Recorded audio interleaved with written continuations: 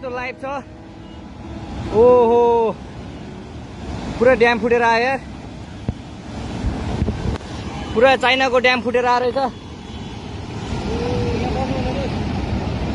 आमामामामामा ल यहाँ हामीले अब ओहो यार यो पुरै ड्याम फुटेर आएको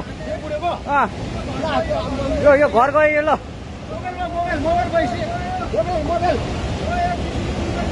ल ट्युसुली बजारै गयो यार ल गयो यार ओ ए सिलास यता आऊ यता